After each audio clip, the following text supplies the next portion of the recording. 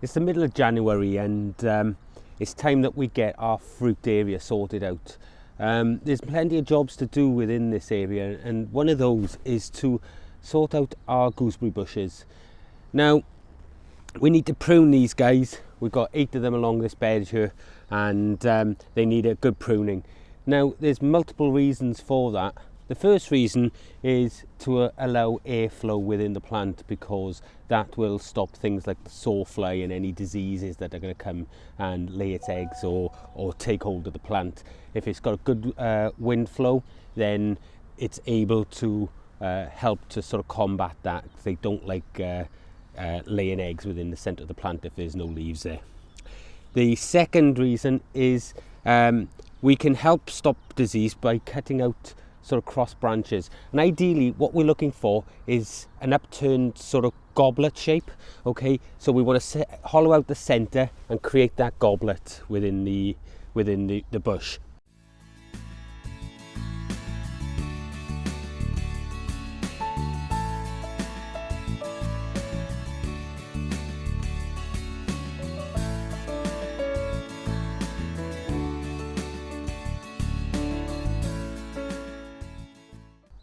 So the first thing that we need to do, we need to go through the plant, and we need to take out any sort of branches that are crossing. As you can see here, the branches are crossing. Okay, so we want to come right back here, and we want to cut that out. But now if I just cut this one, I'm going to show you for an example. If I cut that one and take it away, we've still got 2 branches here that can cross.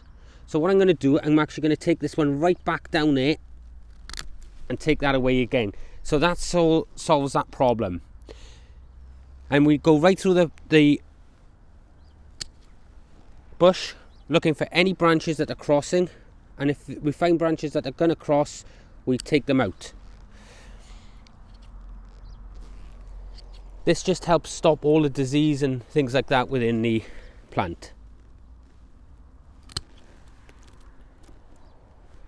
Now, you can wear gloves with these. Be mindful, they are quite spiky, or this particular variety is spiky.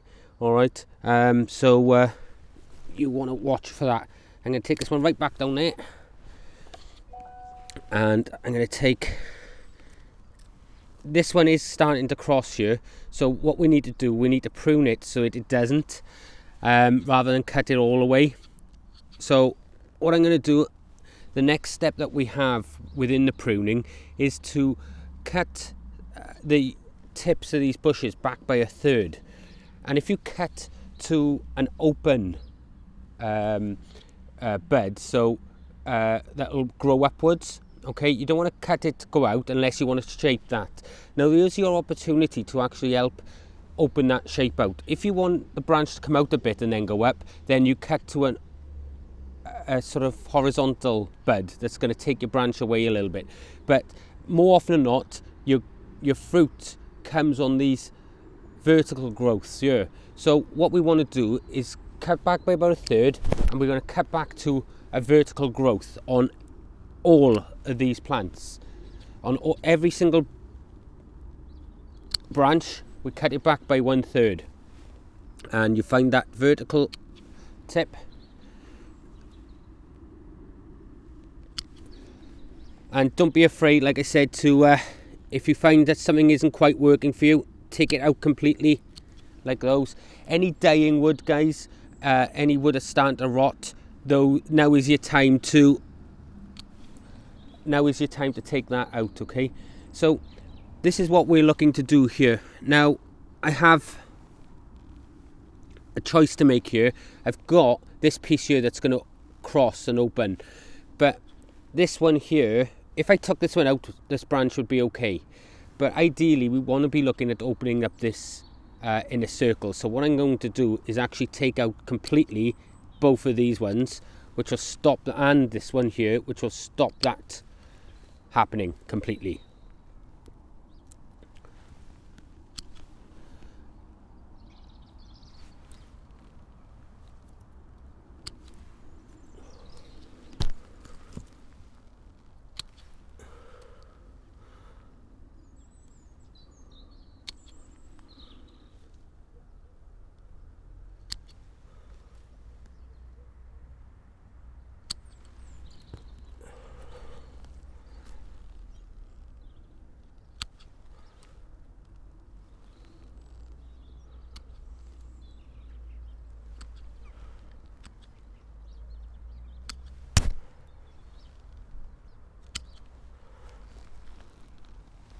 anything that's weak, take out, because that's not what we're promoting here. We want good strong growth, guys.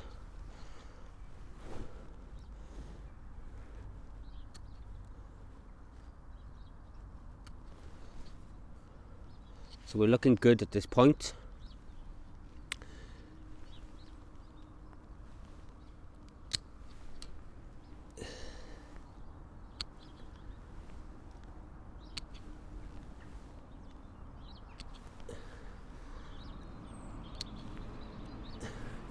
Like I said, don't go over the top, just cut it back by 1/3.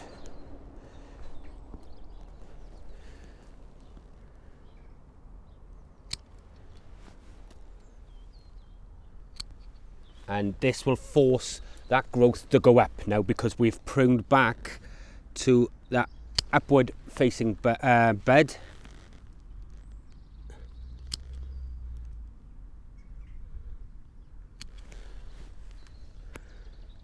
We're not far off done.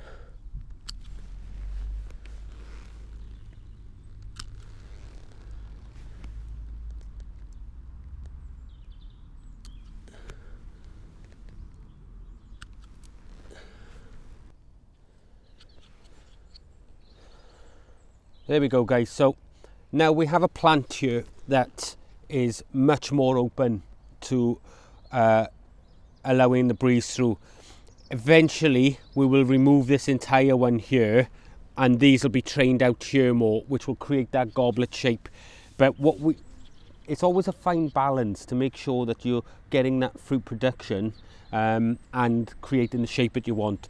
But I'm happy to leave this one this year, as nothing is crossing it now. So next year we'll cut this one right back to the ground, take it out completely, and then we'll have other branches come in and fill that space. So that just leaves me now to get on with the other 6, and that's essentially all we need for this. We do have a branch here that is more or less crossing, but they're not quite touching. So for this year I'm going to leave those branches, and if they start touching next year, we'll cut them out then. Anyway, that's it for this episode. I hope this was of interest, and I hope it helps you to get your gooseberry bushes sorted out, ready for the growing season. From myself and the rest of the team, we'll see you in the next one. Bye bye.